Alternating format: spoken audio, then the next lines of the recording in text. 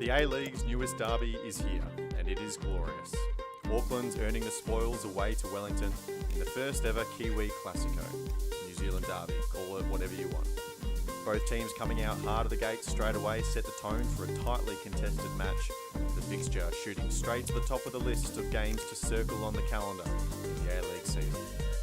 Whilst one big stadium got close to capacity in New Zealand, one in Australia getting nowhere close has again prompted the conversation on where the Brisbane Roar should play their football. Despite record uptrends in TV audiences, there may just have been slightly less eyes on that game on Friday night. Because whilst Jaden Kucharski's last-minute winner made for great viewing on Paramount Plus, Channel 10 was showing a Brazilian footballing legend going for a nice win. The Big Blues just about find a way to win, so do City, but at the cost of an ever-increasing injury list. Young keepers are brought back down to earth, and the duality of the Western Sydney Wanderers on this episode of Round Ball Australia. My name is Lachlan, Avil, and joining me tonight is Christian Montegan. Christian, a bit of a change of pace tonight. Live on YouTube, we're going to see how the new style goes here. Yeah, first attempt at it. Hopefully it all goes well. I know, Lockie, you've been sort of frantically going behind the scenes and testing everything out. Hopefully everything's all good, and yeah, we can kickstart this thing. It has been a little bit of manic effort, Jacob Stevens, to get it all ready, but I think we're live. I think the audio's good, which is sometimes the trouble with these things, but everything looks okay. Yeah, and I mean, if it all goes terribly wrong, we can just pin the blame on you for coming up with the idea anyway, so... Yep, absolutely. Will Booth, I've relegated you to last position intentionally this week just to put you in your place. Hello to you. Hello. Yeah, no, I had some time to think there and yeah, ready with an answer, but you didn't really give me much. So, g'day, boys. Well, before we get stuck into it today, we do have a fun announcement to tell everyone. Thanks to the people at the APL, they've reached out and given us 2 tickets to give away to Unite rounds. Of course, coming up in a couple of weeks, there's been a raft of improvements to the games, to the fixture lists. I know the fan zones have got some attention as well. A number of us will be up there participating in some of that, which is pretty cool. But the APL reached out and said that they would like to give away a couple of tickets away to our audience. So this is what's going to happen. The tickets, it's 2 tickets for the Saturday games at Allianz Stadium, so the A-League men's games. Of course, that Saturday night is the Sydney Derby as well, so a pretty good fixture to get yourself to there. All you have to do is go to the description of this video podcast, wherever you're watching us, go into the Google form, and then fill out a few questions, go subscribe to the YouTube channel as well, and then tell us in 50 words or less what personally your favourite A-League moment is. Because we know all the big ones, all the great goals, the great peak A-League moments, but we want to know specifically for you what's your favourite A-League moment. And why it's so special to you. So that's what we're doing. We'll run this over a couple of weeks, and we should be announcing the winners at the end of next week. So about 10 or 11 days to get your entries in there. But yeah, go to the description, and thank you to the APL for organising that. But let's get stuck into the news, and of course we're going to start with the New Zealand Derby. It was a brilliant game, a brilliant spectacle, Christian. And, you know, this is what we wanted. We want a game with lots of fans, 2 teams going hard at it, which I was a little bit worried about, but they really did. We saw that tackle from Alex Rufer, which is a completely different plot line in itself, the fact that he got up for this game, but just getting stuck in really early to, I think it was Roberston for the Black Knights, and just really setting the tone of the game and saying this isn't going to be a friendly encounter. Yeah, I can't say I'm surprised that it was sort of a fiery affair from the get-go, but I was surprised at still the amount of tackles that were laid, because literally every minute or so there was a tackle flying in, left, right, and center. It was just really full on. The intensity was right up there, and for an inaugural derby like that, the New Zealand Classico as we call it now, that's sort of what you need, isn't it? To kickstart that rivalry, and you saw it from minute 1 all the way to the end. A bit, you could say, probably a bit scrappy.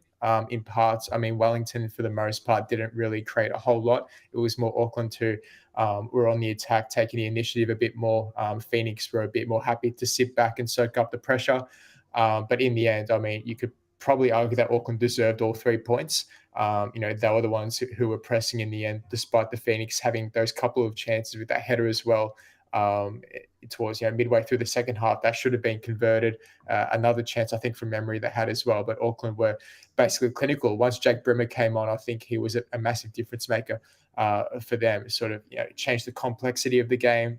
Steve Corica, you could tell his experience changed the game with his substitutions. And I think all in all, the atmosphere is what we wanted to see. That real rivalry build up, and only in another few weeks' time, which we'll touch on, we'll get edition 2. Will, I find it funny. We always talk about like Wellington and the fact that they're a New Zealand team in the A League. It's a bit weird, but I love that we now get to add on the fact that Jake Brimmer, an Australian, scored a brace in the first game of the New Zealand derby. The Oceanic teams in the Australian Asian competition. It's just another layer onto it. Yeah, mate. Aussies can't get out of the limelight. They're always in the headlines. Best player in the game, obviously deserved his 2. Absolute. He worked so hard for those goals.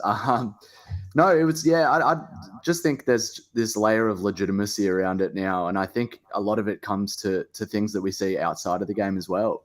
The clubs are non-stop bantering each other, and just like the fans going at each other in the build-up has just made it feel, just like such a natural part of this league already. So it's so good to see that, there were a few doubts about the crowd, and they were put to bed, because what a crowd it was, and I think it took them a little bit to trickle into the stadium. I know at the start it seemed like maybe there were a bunch of empty seats, but just really impressive how it's gotten underway so far, and I think everything just looks, they're doing it right over there. I think a few of our clubs here might in the mainland might take a few notes from these New Zealand sides, because just a lot of stuff outside the game, but. Yeah, a lot of points throughout this game. I thought it was going to be a 0-0. It kind of had 0-0 written all over it. The chances that were created, every shot seemed to be pretty much straight at the keeper. There weren't too many, super impressive saves where, they've stopped a certain goal there. I think, an impressive performance for both the keepers, but pretty much regulation saves. So, I thought it was heading for 0-0. A bonus to my prediction there as well. I was kind of hoping it was heading to 0-0 from last week, but Auckland kept the intensity up throughout the game and definitely ramped it up in the second half where it felt like Wellington lost their legs a little bit, and they were probably aiming to go for 0-0, whereas Auckland were definitely on the front foot there, and I think in the end definitely deserved the 3 points. Well, you've opened up the door of the comparisons for me, so I'm going to walk straight through it, Jacob. In terms of where we may put this in terms of the other derbies that we see around the league, a touch over 26,000, so didn't quite get to the level of the Sydney derby, but obviously blew the Melbourne derby out of the water. That number is, by the way, a record for the Wellington Phoenix for a home game in the regular season, which is awesome as well. Yeah, you have all the history of just New Zealand football in general, really, being that there's 2 professional clubs. This is a bigger crowd than they got for the All Blacks against Argentina a couple of months ago. So it's clear that these teams and football as a sport is popular over there. I still think the atmosphere and probably the history of the Sydney derby takes top spot, definitely over the Melbourne derby in recent years. But I think there's a fair argument to say that the New Zealand derby slips into number 2. It's weird, isn't it, that they've just been able to come straight out of the gates, and like Will said, they seem to be doing things right because they've absolutely nailed it. With it felt like from the moment that the club announced, they knew that the best thing that they could possibly do was try and fuel this rivalry with Wellington. It wasn't a case of we're going to stick together and be the New Zealand teams taking on the Aussies. It was no, we want to be the one good New Zealand team sort of thing. And I think in some ways that's actually probably the smartest move and the smartest thing they could have done, because it's sort of, it has fueled this, and it's created these 2 really partisan fan bases now who don't like each other, who want to win those games, and having this game so early in the season obviously would have helped with that as well. But just to be able to capitalize on that and not sort of just play it friendly for a couple of years, pretending to get along sort of thing, they just fully embraced it. And I mean, even the stuff that we've seen coming from this game in the build up, there was the Wellington sent over the plane over the Auckland Sydney game saying that New Zealand was yellow, and then this one after the game outside of Sky Stadium, they had the big billboard saying "Welcome to Ellington" because they'd taken the W back to Auckland, which is So just good. fantastic. Like it's spot on, exactly the sort of it's that sort of pseudo guerrilla marketing that I think A-League fans have been asking for, where it's, you know, subtle, it plays into sort of the vibe of the league as a whole, where it's a lot of banter, it's a lot of back and forth between clubs. And while I do agree that there's probably more hatred in that Sydney derby, right? Like the two fan bases do not get along and probably never will. Like here, yes, they're not friends, but it does still also feel like it's a bit more between mates sort of banter, right? It's little jabs at each other sort of thing, and it's like still playing to being funny and just trying to get one up. Whereas in some of these other rivalry matches, you know, the Sydney derby, the Melbourne derby, original rivalry, Big Blue, it's like there's a hatred there between the fan bases, and it's not played for laughs, it's played because they don't like each other. So I think they've absolutely struck gold here because it's marketable. It's not something that, you know, the APL and the A-Leagues are going to shy away from putting a spotlight on. And it's also, you know, bringing the image of the league into the spotlight. It's playing into the sort of things that fans are looking for. I think, they've done a fantastic job, and I'm with you in that it's probably, you know, after one game, it's already right up there as one of the best rivalry games in the league. Christian, it's, as you say, it's only a couple of days and a couple of weeks until these teams play against each other again in the second derby. But it's also just a few weeks until Auckland play again at all. Because now that we have a bye back in the A-League, we have this scenario where, teams, one team at least, every time an international window comes around, will have the bye in the A-League and then have to sit out another week anyway. I guess it's just one of these frustrations that we have to live through, but especially for a team like Auckland, it could be a little bit detrimental because they've had such a good start, obviously not just to the season, but as a club. And they've come in with 3 straight wins. They want to go for their 4th and become the first A-League team to ever win their first 4 games. But now they have to wait like 3 weeks to even try.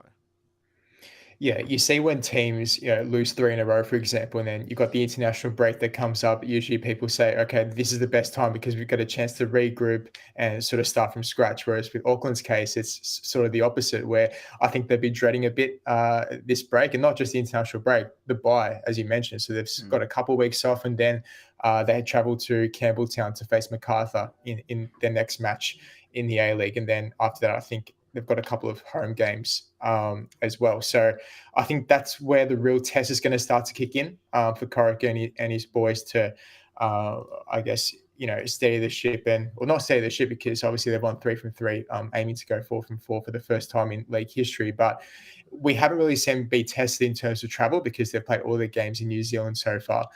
So once they get this first real test, I think this will be a parameter to see where they actually are as a team. Can they handle these little adversities here and there? Because that's where, true champions are made of. And, it's funny how it's such a new club and we're already hyping them up as, a top 4 team, a team who can go deep in finals. And it's true in a sense because the way they're playing, the solidity in that team, it's quite frightening, to be honest, because obviously they haven't played much together. There's not much team chemistry, as opposed to the rest of the competition. So from that point of view, it's super impressive. And you just hope from a neutral perspective that they keep it up because it's great for the league. And you hope, the fans stick around, the atmosphere keeps building. Will, have they done enough in your head, in these first 3 rounds to prove that potentially they are a top 4 team? Yeah, I think so. Knocking off Sydney, knocking off Wellington, who performed so well last year. I think they've done it in the big games. That's what we said after the first game against Raw.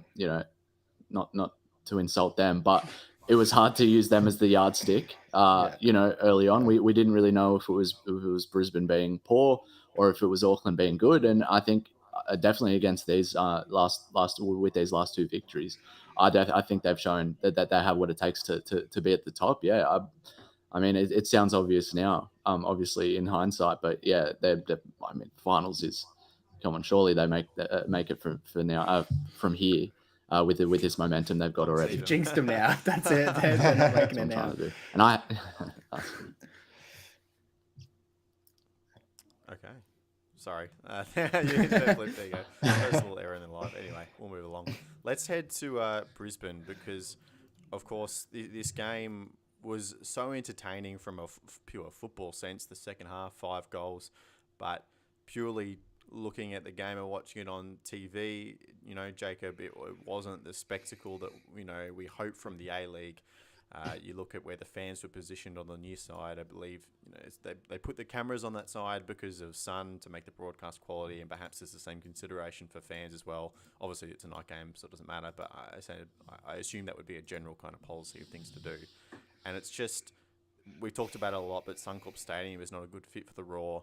The opposite grandstand was completely empty. Even when you could pan over to the Den, they'd have one bay and then a few to the left. That right side was completely empty. The pitch did not look in great condition either. The Dutch-Indonesian Rafael Struik that scored his first goal had an interview before the game, and he obviously English is not his first language, but one of the things he could get out was, pitch not so great. That's a great introduction, isn't it? Yeah, it's a great introduction to your home ground, and we laugh at it, but that's the unfortunate truth that Brisbane Roar are in at the moment. Yeah, I don't think it's ever going to end with Brisbane, to be honest, because you see it and you look back, what was it now, 14 years ago, when they were in those finals and they packed Suncorp out. I don't think there'd anybody that disagree that it was the perfect venue then. But now with 8,000, that's not a terrible crowd by A-League standards. That's a decent sized crowd, and it's because Suncorp holds 50,000 that it just looks so terrible. And then it kills the atmosphere, and just everything is taken away from it. But what's the option for Brisbane? What are they going to go back up to Redcliffe again, which all the fans hated? They can't go to Perry Park. It's not going to be an option for them in the foreseeable future, or probably ever, given what's going on with Football Queensland at the moment. So there is no solution for them. They just have to stick it out and hope that they become good enough to bring those crowds back. That's really the only solution there is. The pitch is another issue entirely, right? That's just poor groundskeeping. I know that obviously Suncorp is used a lot more than some stadiums in the A-League. I understand that, but it's been consistently poor for like 4 seasons now, and it's a known issue, and it seems like nothing has been done to sort it out. Hindmarsh, one of the best pitches in the league, got relayed over the winter because they wanted to make it better. And then there's Suncorp, which is one of the worst in the league, which hasn't been relayed because they just can't be bothered. I think it's not quite that simple, because Suncorp holds a lot more entertainment events, and I know you kind of brush that off, but I think that's a legitimate reason, and it's not that they hate football and they don't want to see football be successful, but it's because they have so many other stakeholders in their stadium, and to make money, they're going to sell out events that are going to pay them more, and concerts and entertainment events like that are going to pay a lot more than football, so they become the priority. Yeah, but was that not the case with some of the Sydney venues back in the day? And I don't remember them ever being as bad. Maybe it's a mix of events and climate. Up in Brisbane, it's a little bit more humid, so the moisture stays in the pitch for longer or something. I don't know, but it does. Yeah, there's got to be something they can do to sort that out. Brisbane are in just this real pickle at the moment because they've got no other options. Like I said, they're not going to go back up to Redcliffe because that sort of failed pretty dramatically, and they're not going to head out to Perry Park because it's not suitable. So they're going to have to stick it out and work with the stadium management to make sure that football is given a good shout and a chance to sort of make its claim over the stadium again, because football was the big thing for 3 or 4 years there in Brisbane. Well, you mentioned the only solution was is winning, basically. Essentially, if you start winning football games, then obviously you're going to be attracting bigger crowds. And from recent memory, I don't remember a time when it's been this bad. In terms of crowds. I mean, the past few years haven't been good, but in terms of previously, I know they went through that golden era before, but even before that, it was never this bad. So I think now we're starting to really see more of it. It's coming to light, more so than ever. And, it's becoming a major talking point because you're right, on TV, the product, it's not a good selling point. It just looks terrible, absolutely terrible on TV. But I know there's a lot of different contributing factors like you guys have just mentioned, cost savings or all this stuff to put the fans on one side of the stadium. But, I spoke to Zach Anderson, the COO, before the start of last season. I think one of the scary parts is they were actually confident relatively confident that they could, get to the levels of, filling the stadium again and getting back to those heights. And I know he sort of didn't really have an option to say, what else can he say, really? Oh, it's going to be empty. But I think it's more of a long-term vision, whereas in the short term, they've got to really see the reality of it, where, the position they're in right now in terms of rebuilding the youth development, all of this stuff, that it's going to take a bit of time to, get back to those levels where they once were when they won those championships. So yeah, in the meantime, like you said, Perry Park, it's not an option now for the foreseeable future. So where do you go from here? You just got to stick it out at Suncorp. And I think one of the things as well is, well, I was just going to say that the fans were the ones pining to get Suncorp back. And then they're the ones who haven't turned up in the big numbers that were expected. Part of it does lie there. But then it's a case of how big is the core fan base anyway?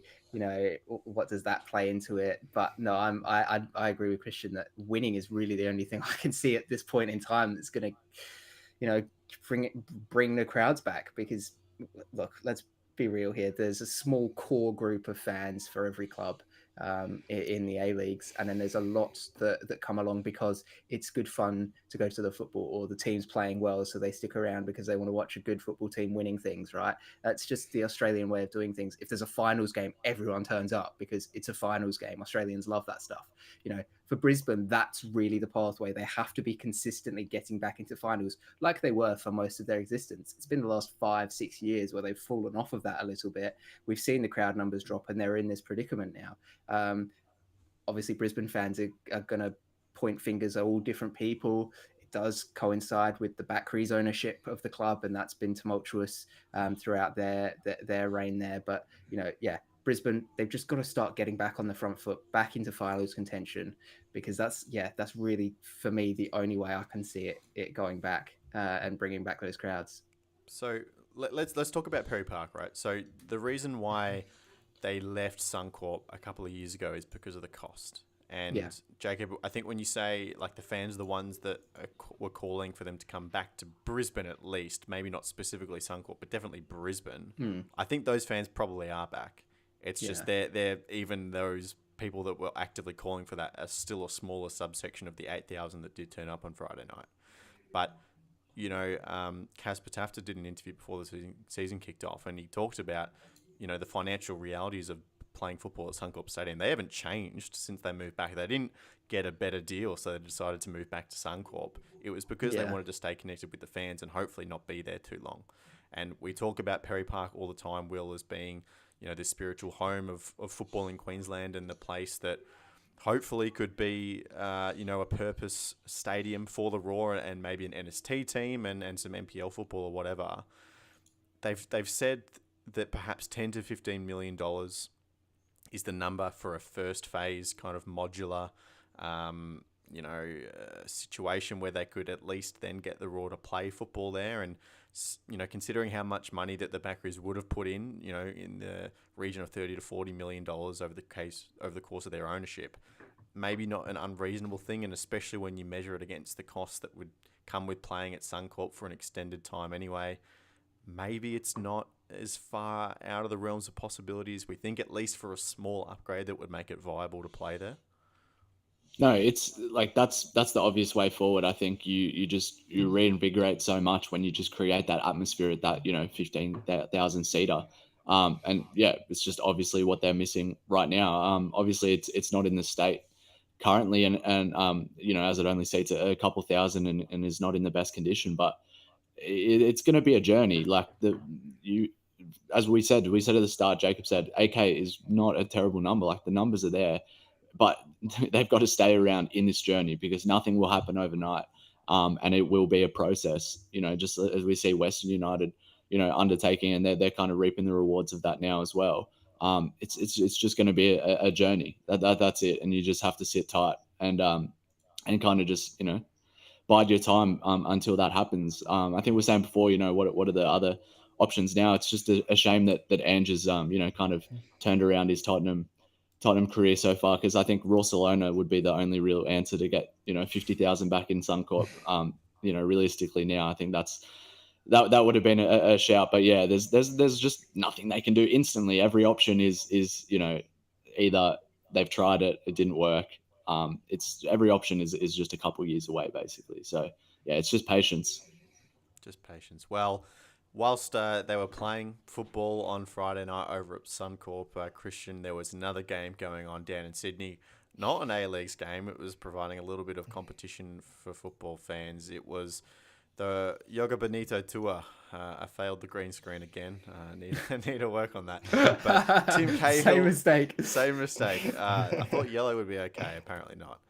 Tim Cahill's 11 versus Ronaldinho's 11. An exhibition match, a cash grab for all cash grabs time. Look, it was... I think A-League fans especially are pretty unanimously against this kind of idea. I think even the European preferential people probably were against it perhaps after they saw it. There was...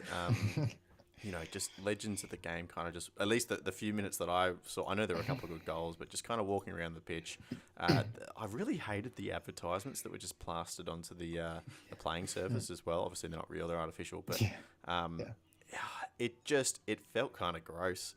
From all reports, the ticket prices were pretty high. Not a lot of people turned up anyway. And then to cap it off, I know a lot of people were really disappointed with Tim Cahill's comments after the game as well, talking about, this is what football's about and putting on a show. And I think especially with the A-League sitting right there and, Tim Cahill has kind of failed to leave a massive legacy in Australian football after he's retired. He's done a lot more for Qatari football than he has Australian football. I think it rubbed a lot of people the wrong way. And, just going up against the A-League, it just left a little bit of a bitter taste. Yeah, I mean, there's so many ways to unpack this to start off. So, I mean, for starters, in terms of the actual initiative of it, I don't mind it. It's just what gets me and rubs me off the wrong way is competing against the A-League in this time slot so early on in the season. Could there not have been an opportunity where to play it beforehand pre-season? And that could have been a way to actually hype up the league. I wouldn't have minded that. But before you move on, sorry, I do want to make the point now that this is like independent promoters just putting on an event, right? They don't have any link to the APL, Paramount, A-Leagues or anything. Yeah. I was just going to get to the point as well. Like for Tim Cahill, for instance, where a lot of fans were really disappointed with his comments that you mentioned, Lockie. Like someone like that can surely, try and at least raise awareness and say, okay, he knows full well that the A-League's on. It's into round 3 already.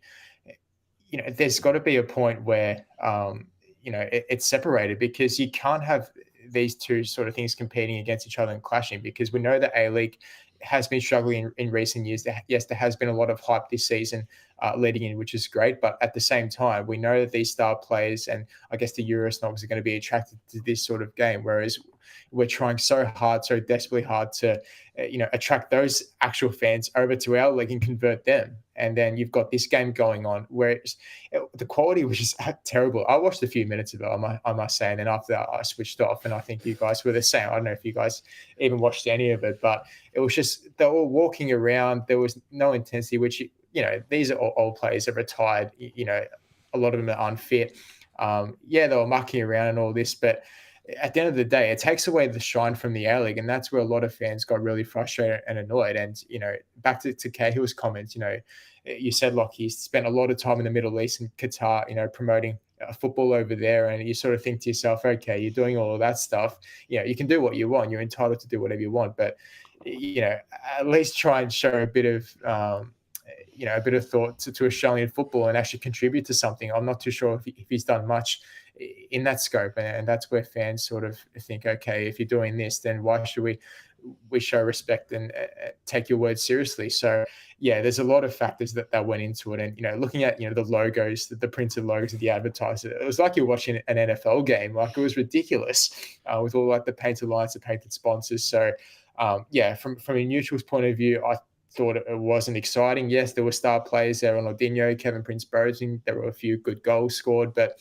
all in all, I was just really disappointed that it was scheduled on the same day as the A-League. And put into context that game was broadcast on Channel 10. We can't even get an A-League game broadcasted on Channel 10 on the main channel. Like, what do we need to do? Like, it's just ridiculous. I know. I was about to say money is the only thing, right? But it just rubs me off the wrong way so much. It's really disappointing. What was your interpretation of it all, Will? Yeah, no, that last point I think was the biggest, was that, yeah, this is chucked on the main channel, and I think it's just, that's not a good look for anyone. It's who's running the show, and I know that Ronaldinho is more marketable, I guess, to a wider audience, and you can probably sell more valuable ads on that time slot, but that's just a shocking decision. And yeah, Cahill, it's just what could have been, with him. I think as a figure in Australian football, he could have had, I don't know, such a big influence on the game, and where, there's absolutely, like, plenty of shortages of kind of people who speak on the side of Australian football, and back it up, and give it validity and things like that. So, I mean, his career, his value as a player, and his global kind of awareness and audience would have been, invaluable to the A-League. And he came over at the end. He scored a banger, but obviously just didn't think about us. It feels like we're just an afterthought, and I think that's what hurts the most, because yeah, he really could have been, a big ally for the league. All right, let's bring it back to the A-League, shall we? Enough on that. And the Big Blues. And now I'm going to push this to the group, but obviously we have Sydney and Melbourne Victory. Do Auckland FC now belong in the Big They've got Blue? to, right? I mean, if we're already writing teams off after round 3, surely we're counting Auckland as one of them after round 3 as well. Anyway, what I'm trying to say here is, they all found a way this weekend, right? And when we talk about championship teams and teams that are successful, one of the common traits that we always talk about is the idea that they just find a way to win when perhaps games aren't, going their way. Jacob, we saw in the Melbourne MacArthur game, MacArthur go 1-0 up off a very fluky own goal. Zidane Mashash has a chance to, equalise the game. Misses, it feels like the kind of chances begging, and we saw the Australia Cup final script playing out again right in front of our eyes. Yes, they get a fortunate handball, but they created so many opportunities. I think something like 2.7 XG in the game, and then Reno Piscopo finishes off that worldie from range to win there. Sydney FC, Jaden Kaczarski is making a habit of scoring these late winners now. Yeah. 123rd minute against the Mariners in the Cup last season, 98th in a derby last season, and then in the 90th minute this weekend. And they just, they found a way. And, you can add in Auckland, as I say, as well, and, force an error from the keeper, Joshua Lubiemi, and get a late winner there. So it's just all those three teams, and those big three teams that I feel like we're going to push up towards the top of the ladder when the season comes to a close. They just found a way. And that's what good teams do, right? Is that they turn these unwinnable games into wins, just through grittiness, determination, good mindset and mentality. I mean, take Victory, for example. It just felt like there was something fueling them that MacArthur couldn't tap into, right? It was an intangible thing, and perhaps it was this memory of the cup final, and they didn't want to repeat that. But there was something that just kept Victory pushing and kept pushing and pushing and pushing. And yes, okay, it was an absolute stunner of a goal to win it, and not one that you're going to be able to, rely upon week after week after week. But it was a chance that came. He took it. Fantastic hit. It's those sort of moments. If this was any other game, does he hit that? And or does he hit it as well? And it felt like there was something, that a little bit of magic for Victory. I don't know if it should be looked into, if they've got something going on there to motivate them, because they kept tapping into something, like you mentioned, mischance after mischance, and it felt like it was slipping away, and they just kept going. And yeah, it's the maker of a good team, is them able to grind out these results and get wins when it looks like they're not going to. Obviously, Sydney Kaczarski, yeah. If you've got a player like him who can come on and make an impact late in games, that's such a huge advantage to have. And we know, obviously, the talent that Sydney do have in their side already is pretty incredible. So to be able to then bring somebody like Jaden Kaczarski into the mix as well, who can come in with a late goal, whether it's an equaliser or a winner, that's huge for a side. And to be able to do it so reliably as well, it's not like it's a one-off thing. Like you mentioned, he's had 2 other instances where he's had these literal last-minute goals to win games for Sydney. It's becoming sort of a habit for him, and perhaps maybe it's going to work against him for his career, because he's going to be pigeonholed into being this super sub, off the bench sort of player. But I mean, if it works, right? And that Ufuk is going to be grinning like a madman that he's got this sort of secret weapon off the bench that can come on and score a winner when they need it. But again, yeah, it's what good teams need to do. They need to have a side that has the depth to be able to do those sorts of things, to make those adjustments and to be able to stay in games late. And that's what Sydney did. It's what Victory did. And it's what, to an extent, Auckland did as well. Obviously, much more beneficial of a mistake than the other two teams. And look, it wasn't the best goalkeeping, but we didn't see the best goalkeeping at all across this round from anybody really. So it's tough to just pin it just on Oluwayemi. It seems like every goalkeeper lost their head at some point this round. But again, they stuck in it, and then they were able to take that chance and score it. And there are other teams who probably wouldn't have scored there. So as easy as it seemed, right? We've seen misses from 2 yards out last season that, you think, how'd you miss it? Was it Pat Wood for Sydney who had that absolute stinker last season? And it's not a guaranteed that you're going to score from that sort of an opportunity, but Auckland did. And they need to do that because there's tough competition this year, right? That top three, Victory, Sydney, Auckland, looks very, very strong, and they can take points off of each other pretty easily, I'd imagine. Well, it'll be good games, but they will be able to take points off of each other. We saw Auckland get one over Sydney just about, but Sydney were pretty hard done by not to get a result there themselves. We haven't seen the other matchups yet this season, so it'll be interesting to see when they come around how they go, because I think this is pretty ironed on now as being, without any massive injury crises or anything, probably the top three come the end of the season. And it's because they can find these wins, and we'll look back on these games this round and go, this is where X team won the league because of the result they managed to get here. Well, on one of those earlier questions that you asked, what do Victory have, that the magic special stuff? I wonder, Christian, if it's not just a little bit of faith, and I'm talking specifically here about Piscopo, because you throw the controversy with Daniel Arzani aside, Piscopo is probably looking at the start of this new season thinking that he's going to be a bench player. He's got this opportunity, and it seems like under Kisnorbo, if whatever competition for your role there is, if you're doing well and you're playing well, you're not going to get rotated just because of reputation. And Piscopo, I think, has done extremely well with the opportunity that's been provided for him. And despite Arzani being available and not suspended, Piscopo has held that starting spot. And I think it's gone to the point where he's played so well. Zinedine Mishash had quite a poor game on Sunday afternoon. I wouldn't actually even be surprised to see Arzani and Piscopo lined up together next weekend with Arzani in that 8 slot. So huge credit to Piscopo, because he's taken his opportunity and he capped it off on the weekend with a magnificent goal to beat the Bulls. Yeah, absolute screamer. And it's funny because I actually thought that was Piscopo's probably worst game considering the other 2 games he's played. I don't think he was that. Yeah, honestly, Wow, yeah. okay. when Arzani came on around the hour mark, I thought he was actually better. I thought his intensity, his 50-50 duels, the way he won the ball back, just on the ball, I thought he was really impactful. And that's not to say Piscopo had a bad game. I'm just judging him off the previous 2 that, I'm saying for his standards now, because, based off, the first part of this season, he's been really good. But besides that goal, I thought, there could have been a bit more done from his end. But all in all, Kisnorbo's constantly said this season that he's so reliant on this competitive competition between everyone. And we saw another headline with Bruno Fornaroli being dropped altogether from the squad, which raised quite a few eyebrows. Kisnorbo said that he opted for an extra defender in Josh Rawlins on the bench as opposed to Fornaroli. So it just goes to show that no one's place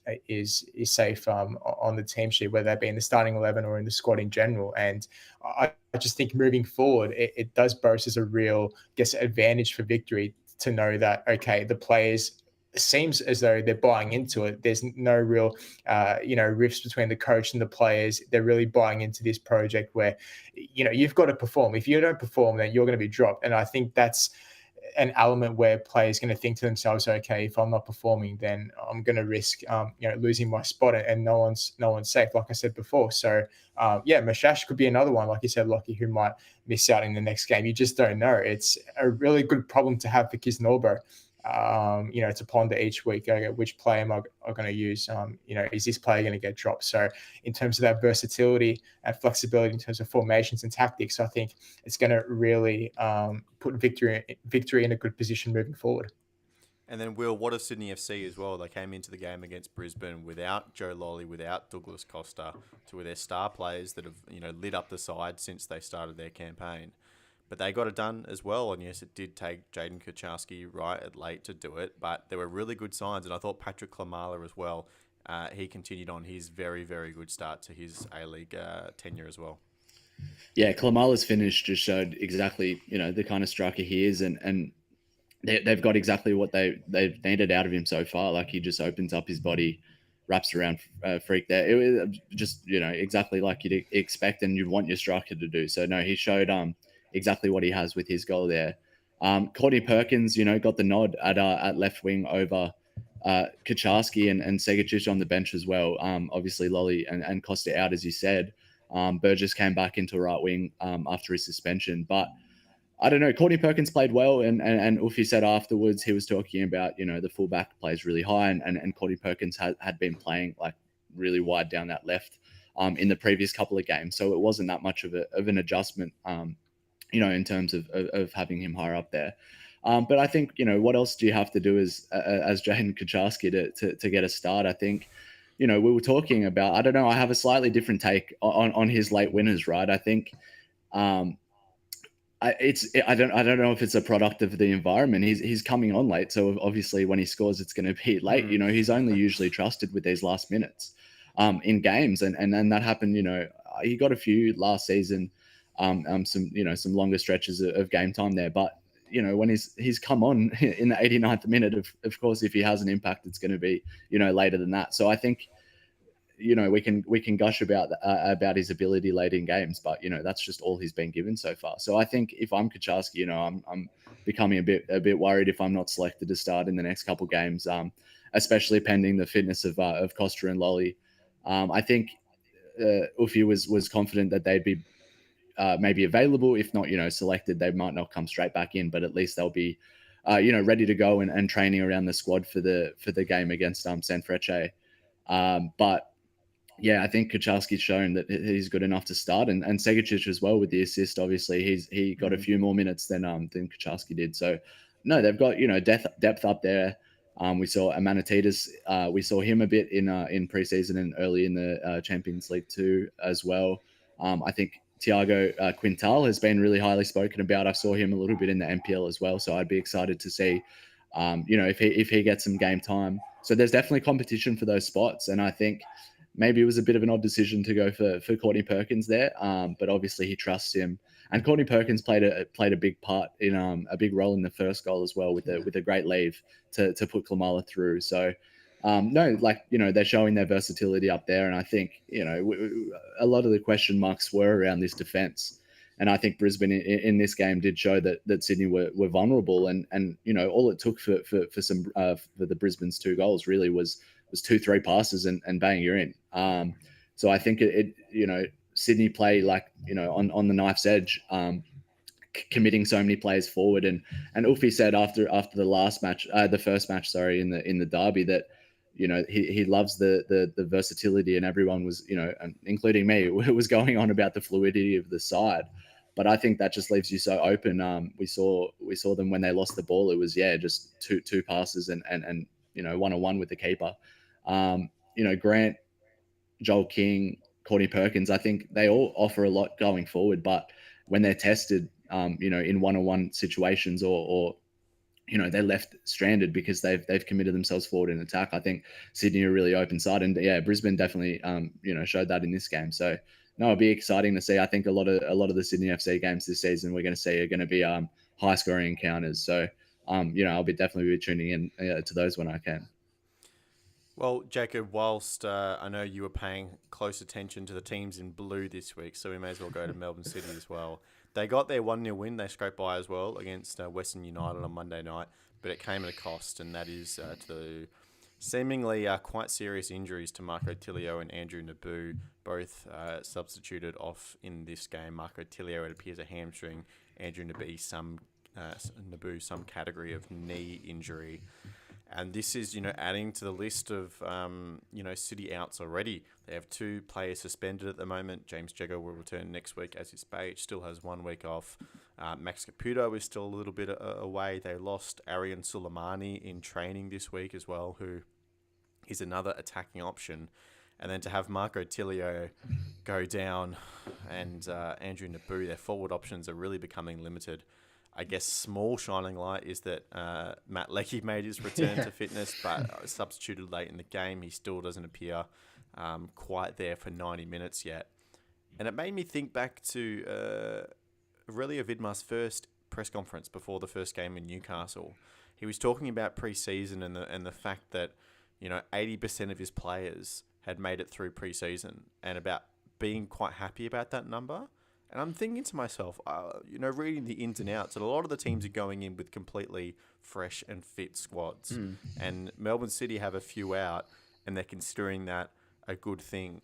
And maybe it's because they work their players very hard. He did allude to that as well. But they've already started off quite a low base. And then two incredibly impactful players, Tilio and Naboo, walking off here. That spells big trouble for their season. Massively. I mean, Naboo scored the goal to get the win here as well in this game. Yeah. So you're losing literally the guy who's just given you the 3 points.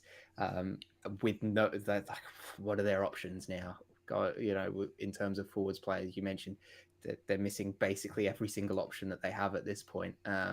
They obviously had a couple of departures in the attacking department in the off season, and perhaps looking back on that and going, maybe we should have kept one or two of them around, but that's football for you. And injuries are a known quantity, and you know that you're never going to have a season where you're injury free. Players are going to get injured.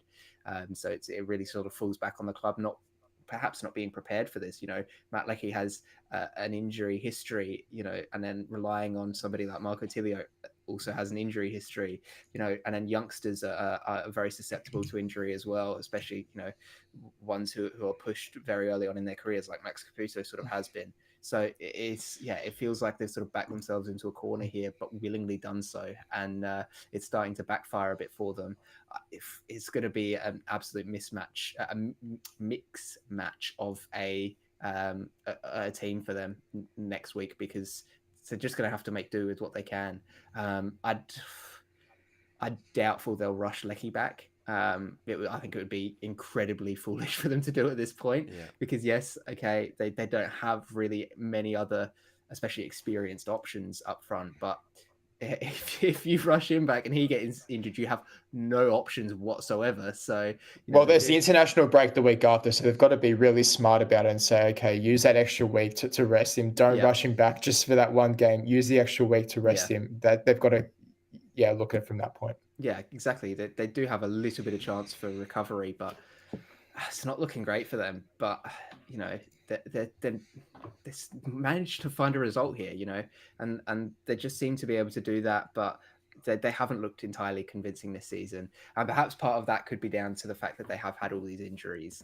But as you mentioned, Lockie, Vidmar was quite happy with the makeup of the squad that he had coming into the season, even with the injuries. So I'd be surprised if he was pleased with how things have played out so far this season, considering that he probably was expecting better given his comments at the start of the season. So no, City have a lot of thinking to do about how they approach next week in terms of their attacking players, because those couple of suspensions you mentioned with Bajic and Jego, they're not particularly helpful, but at least it's not a striker or a winger that's out, right? That would make things even worse for them. They've at least got a little bit of cover defensively and in the midfield, but up front it's very thin pickings for them. And I wouldn't be surprised to see them go heavy on attacking signings in January, because they're a club that there's a really clear identifiable lack of depth in one specific area, and most teams have managed to sort that out over the off season. But it seems that City haven't been able to do that. So I'd expect that they're licking their lips at the prospect of hopefully making it through to January without any more injuries and being able to replenish the squad there, because as things stand at the moment, it's pretty dire for them. And injuries is one thing, but there's still a lot of question marks around the other members of the squad as well. Some of their internationals still getting up to speed. We saw Ferreira last week get absolutely dominated in the first half of the derby. He didn't start, so instead Kai Truan tonight was straight in at centre-back from the out. Then Nathaniel Atkinson, who was actually listed on the winger as the broadcast as a winger, left back in today, covering for Aziz Bajic, so that means he'll probably play there next week. Then you've still got Callum Talbot out on the right, who probably hasn't been performing up to the level that is needed of him. And so their midfield's going to get a whole lot of jostling around as well. Hopefully Matt Leckie is back soon to be able to slot into there. But then with the gaps left up forward on the wing, who are you going to put at striker? Naboo was supposed to be the option. Leckie was maybe an option, but now you still have holes in midfield as well. So maybe you go to Suleimani. Now he's injured out as well. So, I'm just echoing a lot of what you said, Jacob. But, lots of issues. On their keeper, Patrick Beach, he obviously had that horrific error late on in the derby last week. Sorry, it wasn't late on. It was wasn't. not It late on. felt like it was late on because it was the third goal, but it was in the first half. He came back and performed better tonight, but it's somewhat of a curse because we talked in round one about all these young keepers that came in and had all these fantastic performances, Will. But Patrick Beach was hit with it last week, and this week Josh Oluwayemi and Tristan Vidakovic as well. Some really bad errors, to be honest. You look at the New Zealand derby, Oluwayemi just getting his pass wrong. I mean, it's as simple as that. Getting his pass wrong, coughing up the ball to Jake Brimmer to slot it away with a nice little Ozil finish as well. I appreciate that. I'm sure you did too, Jacob. Yeah. And then Vidakovic as well, just it seemed the occasion, he performed pretty well in the derby despite the 2-1 loss, but here one error just led to another. You and I went back and forth on the third goal. Maybe he could have done a little bit better on that one as well, but the first two definitely on him. It seems, I guess it's the negative of what we're seeing in the A-League with more minutes going to younger players. And, of course, goalkeepers' errors are highlighted most voraciously. It's tough for young keepers, but they got to move on with it. That's the thing. It's, strikers, make a mistake. You lose the ball, it's a goal kick, whatever. But goalkeepers make an error, and that's a goal to the other team normally. So, no, it's massively tough. And I think it's good that we're still seeing the trust in it, and I guess we'll see over the next couple of weeks who remains to be trusted with their sides. But I think it all comes down to the coach, being in their ear, backing them up, and giving them the confidence, because the goalkeeper is just such a confidence filled position. I think we saw most obviously in Vidakovic this week after the first goal. Maybe he could have done better. Maybe some softer hands would have, he would have held on to that one. But by the second goal, that was on him, going for the punch, coming off the back of the hand. Got to be claiming that once it's over the striker's head, I think. And his head went after that. At that point, the confidence is lost, and that leads to the third goal, even the fourth goal. I probably don't think he was set up properly for. He was in between. Indecisive in coming out or setting up for the shot. So just such a confidence-filled position, obviously, and it's the nature, it's the way that a lot of these teams set up to play is these progressive passing out from the back, risky, being pressed with two players like we saw Auckland do so deep into that the New Zealand derby. It's going to happen. It's going to happen. We see keeper errors every league, every week, every round. There's keeping errors. It's not to say that these keepers are below standard and shouldn't be starting. I think we've seen already just 3 rounds in that their shot stopping ability is really incredible from a lot of these youngsters. I think Vidakovic I was super impressed with from the derby, and he made the save of the round for me at that point. But it's just the reliance on these youngsters in these positions and how teams want to build out from the back and really play progressive football. The old the football's the game's gone crowd really hate it because all these teams are trusting it and really trying to retain possession, which is, it's really good to see. I think it makes for interesting games, and it's just going to happen eventually. I think Parach Cullen is somebody who has done really well and hasn't really had a misstep. I think he's survived the curse that we laid on them early on. Next week, we're watching him next week. Yeah, absolutely, the eyes will be on him next week. But other than Vidakovic kind of seemingly losing his head a little bit there, which is understandable. I think there's a lot of pressure on his position with Lawrence Thomas as well, just peeking over from the bench, and in training he'd be around him, and so there's those kind of thoughts like, oh, my starting position, I'm actually vying for my position. Whereas maybe some of the other keepers, they feel like, or they've had a word in the ear that they are the one, to take the number one spot. So they feel a bit more confidence. And even if they do make a mistake, I think this is especially apparent with Oluwayemi. They make a mistake, but they'll keep, the head straight back down and no, the coach trusts me. That was the way he told me to play. So no, I back myself to keep on playing like that and take those risks, because the upside is a lot more valuable than, just playing it long and trying to win that 50-50. So no, I'm glad so much so much emphasis is on these keepers. It's really exciting for me to see the talent coming through, and I'm sure we'll see them pick it up next weekend, even though this was a bit of a poor week. So Christian, on Vidakovic, he's covering in for Lawrence Thomas, who's injured at the moment. So you imagine as soon as the fitness is back, then Thomas would come in. But as Will says, Patrick Beach, Aurelia Vidmar's talked about the fact that they've made a conscious decision to not play Jamie Young because they have to now look to the future. And he's the one that's been entrusted, and you see him make that error in the derby and then get picked again this week. So I think that kind of answers that question. And then Oluwayemi has just signed a new 1-year contract extension at the Phoenix as well. So they've obviously seen enough in him in the little time that they've had him to say, yeah, no, you're pretty good and you might make an error or two, but on the long term, you're the keeper for us. Yeah, I think the Wanderers are in a bit of a different situation compared to those two clubs because, they're still without a win in the first 3 games. So I think Stajic, although after the game, he defended Vidakovic to say, I've still got full faith in him. He's only young. He's going to learn from this. He's got to improve. But I think deep down inside, he'll be praying that Lawrence Thomas makes, that quick recovery, because they need that leadership at the back. Because I think what's also detrimental for a young goalkeeper, I'm sure Will can touch on this a bit if he can. I think with that lack of leadership at the back, with Marcelo leaving in the off season, it does, present a young goalkeeper like that with less confidence within himself. Whereas if you've got someone there in front of you to, I guess, marshal the defense and, to provide that communication, it can be a bit more settling. Do you agree with that, Will, or does that make not much of a difference? No, 100%. Like I did notice that after the early errors, you'd say there wasn't really anyone with an arm around him, telling him to kick on. Whereas we've seen with other keepers, in this situation, and even myself, having a player in front of you and having the team kind of support you, it makes a world of difference. I think, from the voice in front of you, is just so important. And I think we saw in the Adelaide, after they scored, it was just the Wanderers defense turning around and just looking at each other like they didn't really know. They didn't have that central voice to pick them up. So that was definitely played a big part in Vidakovic, playing the rest of the game like that in the end.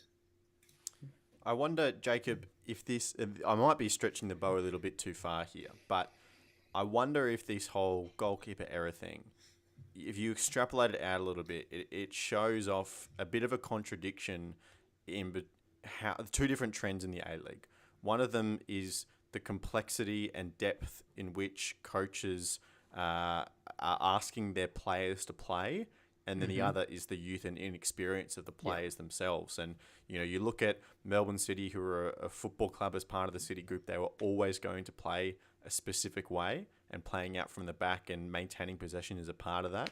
And then you look at Wellington Phoenix and Chiefy, and Italiano is always going to ask his teams to play out from the back. That is how he personally likes to play his football. But they're having to do it with squads, and specifically in this case, the obvious contradiction here has come with goalkeepers in the fact that, yes, they may have been brought up and taught this skill, but they're still only very young players and might not have the experience to do it at A-League level. So you've got these two kind of forces pulling in opposite directions. And then you add in the fact that they're the goalkeeper, right? I mean, with other young players, if they don't have an impact, they don't have an impact. If a goalkeeper doesn't have an impact, it means you're conceding goals. And that's just the reality of the situation. I mean, the only other real comparison you could draw is maybe a striker who's missing a penalty, who's missing his chances, not putting the ball in the back of the net. But for most others, you can make excuses, or you can paper over the cracks and say, oh, but this element was really, really good and they did this well, even if they didn't have much of an impact. Whereas with a goalkeeper, if they're not having an impact, it means that they're having either a bad game where they're just conceding a lot of goals, or everybody ahead of them is having such a good game that they don't have to do anything. But as we've seen this round, that wasn't the case for any of the keepers. And I don't think it's necessarily a case of being asked to play with such a complex sort of system. And Will sort of touched on that it's probably a benefit to try and get it going now rather than waiting until they're established as a shot stopping keeper and then trying to add this little stuff on later, right? You can't teach an old dog new tricks, that sort of thing. That's why they're showing, City is showing faith in Beach over Young, because they feel they can train him to get to the point where he can be that ball playing goalkeeper. They don't feel that way with Young because he's in the back end of his career.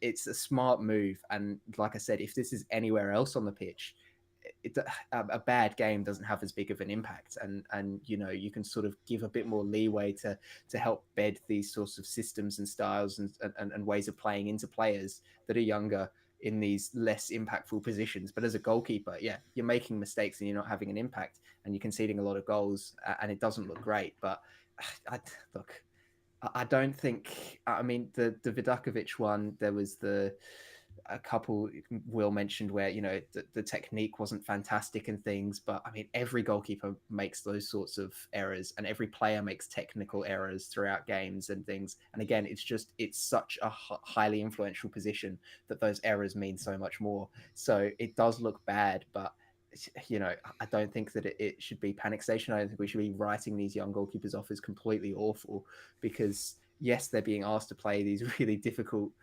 systems and styles of play.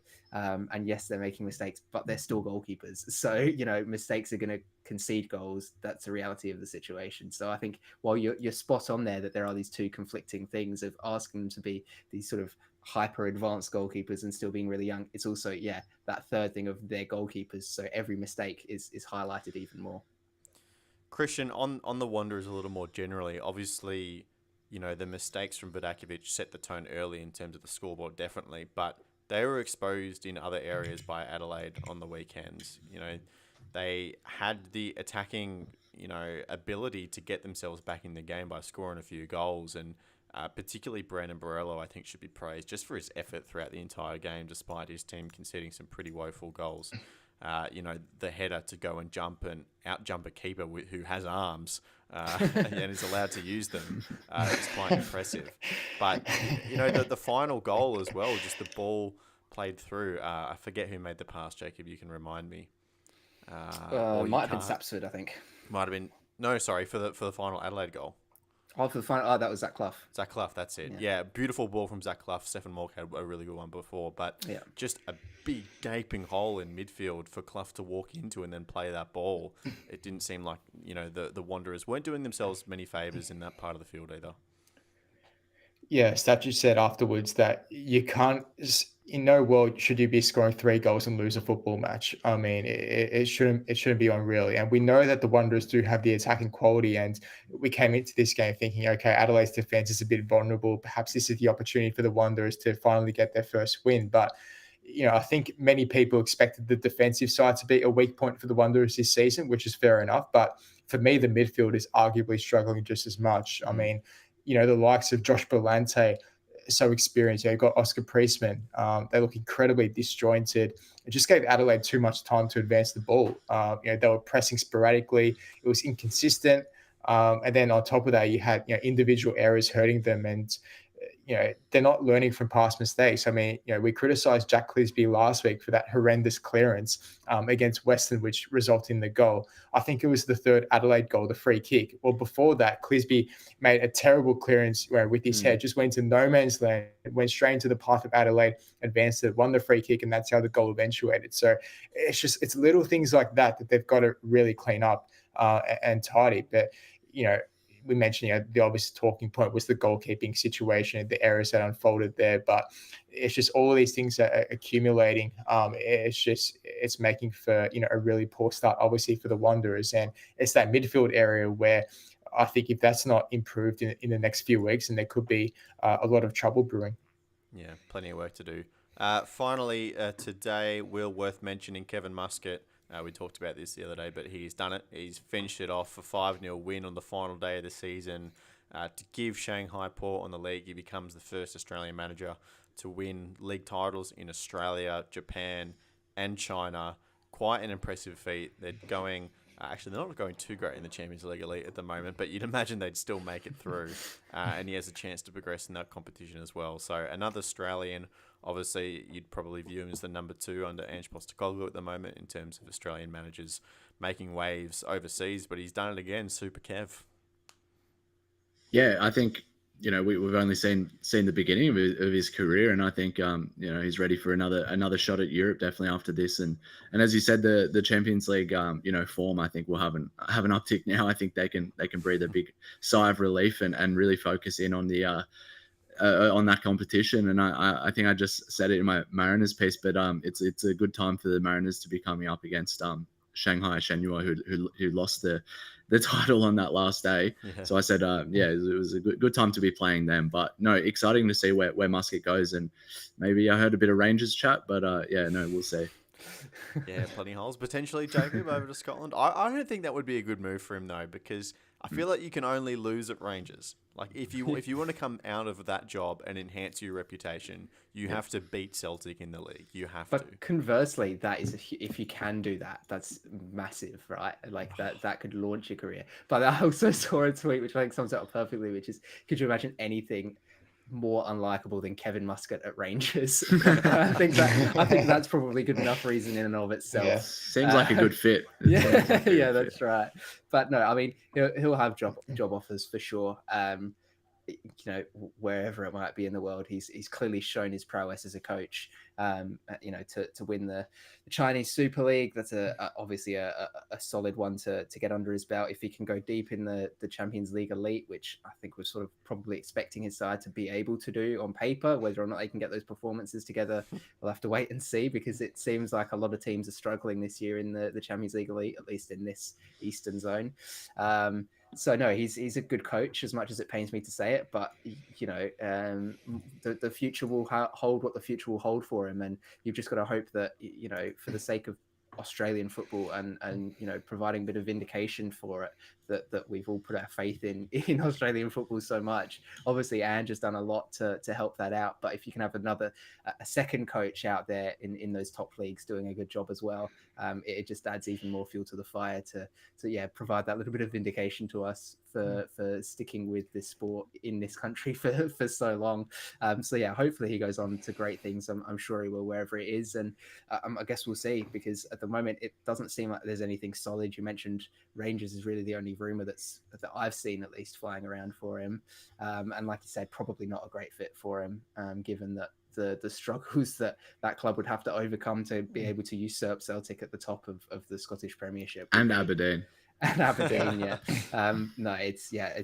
that's a big job, and if he takes it on, fair play to him and good luck, because there's a lot of work that's going to need to go into that.